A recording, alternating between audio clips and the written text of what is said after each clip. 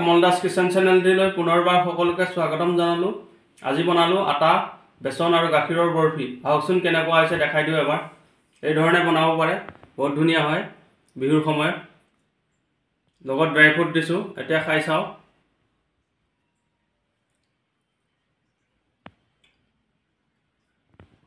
মজা। ভিডিঅ'টো চাই ভাল পালে লাইক শ্বেয়াৰ ছাবস্ক্ৰাইব কৰি দিব, লগতে কমেণ্ট কৰি জনাব ভিডিঅ'টো কেনে পালে। এতিয়া ভিডিঅ'টো আৰম্ভ কৰোঁ।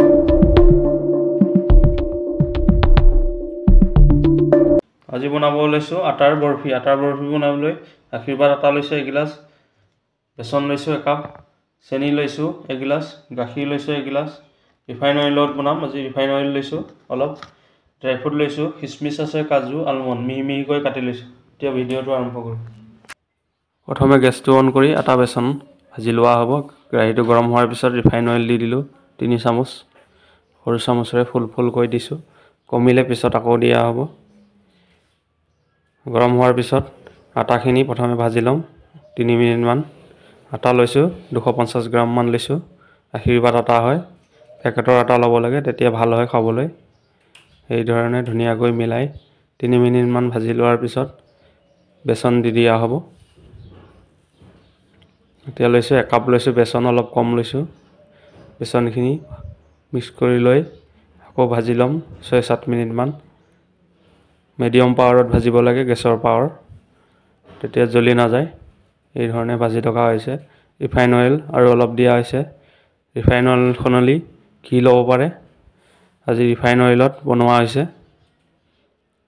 এনেধৰণে ভাজি থকা হ'ব। যেতিয়া আটা বেচনৰ গোন্ধ ওলাই নাযায় তেতিয়ালৈকে ভাজি থাকিম।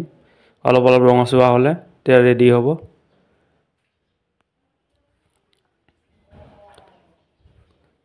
গেছৰ পাৱাৰটো মিডিয়াম পাৱাৰত ৰাখি থোৱা হৈছে।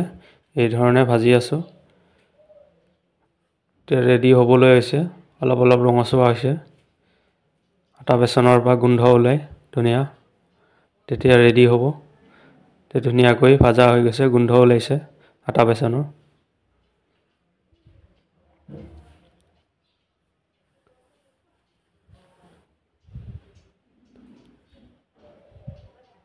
এই ধৰণে ভাজি আছোঁ, ৰেডি হ'বলৈ হৈছে। এতিয়া গেছটো অফ কৰি দিলোঁ। ভাজা হৈ গৈছে, ঠাণ্ডা হ'বৰ কাৰণে ৰাখি দিয়া হ'ব 5-10 মিনিটৰ কাৰণে।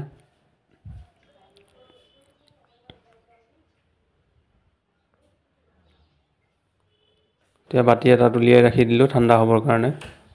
এতিয়া লৈছোঁ চেনি লৈছোঁ, 1 পোৱা লৈছোঁ চেনি। পানী অলপ দি চেনিখিনি গলাই লোৱা হ'ব।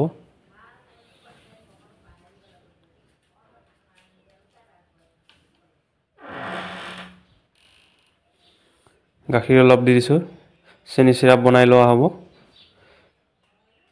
ধুনীয়াকৈ গলাই ল'ম চেনিখিনি, ডাঠ কৰিম। এতিয়া চেনিখিনি চাফা কৰি লোৱা হ'ব, পানী অলপ ওপৰৰ পৰা দি দিয়া হৈছে। চেনিৰ পৰা ময়লা ওলাই, গাখীৰ দিলে চাফা কৰিব পাৰে। এই ধৰণে ময়লাখিনি বাহিৰত ওলাই যায় ছাইডত। এতিয়া ধুনীয়াকৈ চাফা কৰি লৈছোঁ হেতাখনে। এতিয়া চাই ল'ম, ডাঠ হ'বলৈ ৰাখি দিছিলোঁ, এতিয়া চাইছোঁ হাতত লাগি যাব লাগে, আঠা হ'ব লাগে। টাইট হ'লে তেতিয়া গেছটো বন্ধ কৰি দিম। গেছটো অফ কৰি দিলোঁ। চেনি চিৰাপখিনি হৈ গ'ল।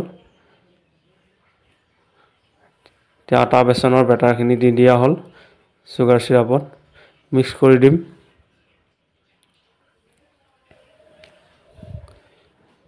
মিক্স কৰাৰ পিছত আকৌ ভাজি লোৱা হ'ব।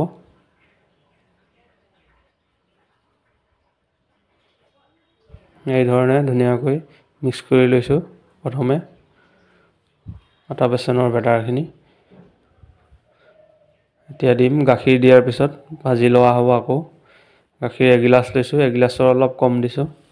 এতিয়া ভালদৰে মিক্স কৰি দিম গাখীৰখিনি আটা বেচনৰ বেটাৰৰ লগত একেলগে। এতিয়া গেছটো অন কৰি আকৌ ভাজি ল'ম 6-7 মিনিটমান। মিডিয়াম পাৱাৰত, গেছৰ পাৱাৰটো মিডিয়াম পাৱাৰত ভাজিব লাগে। এই ধৰণে ভাজি থকা হ'ব।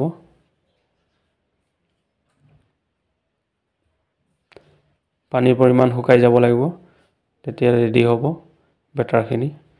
এতিয়া ৰেডি হ'বলৈ হৈছে ড্ৰাই ফ্ৰুটকেইটা পিছত দিয়া হৈছে কাজু আলমণ্ড খিচমিচ মিহি মিহিকৈ কাটি লোৱা হৈছিলে একেলগে দি অলপ সময় ভাজি ল'ম আকৌ এতিয়া চেক কৰিছোঁ হাতত লৈ আৰু অলপ সময় ভাজি লোৱা হ'ব এতিয়া ঘি দি দিলোঁ লাষ্টত ঘি 1 চামুচ দিয়া হৈছে এইখিনি দিয়াৰ পিছত মিক্স কৰি দিম গেছটো অফ কৰি দিয়া হ'ল এতিয়া লাডু বনাই চাইছোঁ ধুনীয়াকৈ বান খাইছে এতিয়া ৰেডি হৈছে বেটাৰখিনি বৰফিৰ কাৰণে এতিয়া হাতেৰে মিলাই লৈ উলিয়াই লোৱা হ'ব ধুনীয়াকৈ মিলাই ল'লোঁ এতিয়া হাতেৰে ওলাই ৰাখি দিয়া হ'ল টাইচৰ টুকুৰা এটাত এতিয়া বৰফিৰ কাৰণে ৰেডি কৰি ল'ম এই ধৰণে ওপৰৰ পৰা দবাই দবাই বহলাই দি আছোঁ ডাঙৰ কৰিব লাগে এই ধৰণে মিলাই লৈছোঁ ধুনীয়াকৈ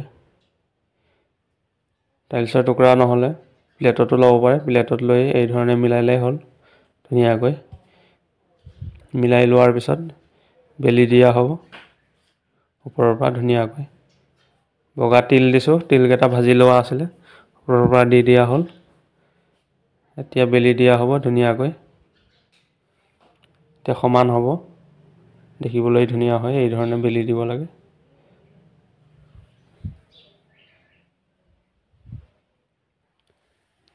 এতিয়া সাইডকেইটা মিলাই লৈছোঁ বৰাবৰ কৰিছোঁ সমান বৰাবৰ কৰি মিলাই লোৱা হৈছে